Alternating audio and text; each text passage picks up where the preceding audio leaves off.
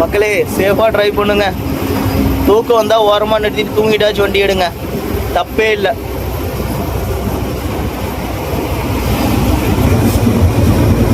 தயவு செஞ்சு எல்லோரும் கொஞ்சம் சேஃபாக ட்ரைவ் பண்ணுங்க.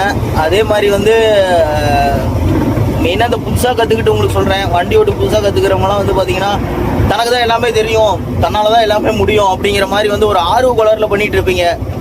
ஸோ அதெல்லாம் பண்ணாமல் கொஞ்சம் சீனியரோட அட்வைஸை கேட்டு அவங்க எப்படி சொல்கிறாங்க என்ன இது பண்ணுறாங்கன்னு அட்வைஸை கேட்க தேவை. அட்வைஸ் பண்ணுறாங்கன்னு சொல்ல வரல, கொஞ்சமாச்சும் அவங்க சொல்கிறத கேட்கணும், கேட்டு அதுக்கு தகுந்த மாதிரி ஓட்டணும்.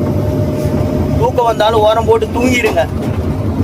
1 மணி நேரம் தூங்கி எழுந்திரிச்சிங்கன்னா கூட உங்களுக்கு அந்த கண் எரிச்சலோ உங்களுடைய மைண்ட் வந்து டைவர்ட் ஆகாது.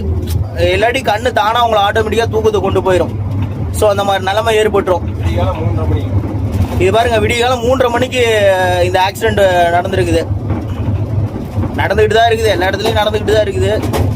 முடிஞ்ச அளவுக்கு சேஃபாக இருங்க, எல்லாருமே முடிஞ்ச அளவுக்கு சேஃபாக ட்ரைவ் பண்ணுங்க, சேஃபாக இருங்க. எல்லாத்தையும் கொஞ்சம் செக் பண்ணிக்கோங்க. ஃபயர் ஆயிருக்கு பாருங்க, 40 பேர் எரிஞ்சிருக்கிறாங்க. பெரிய பாதிப்பு தானே அவங்க குடும்பத்துக்கெல்லாம்.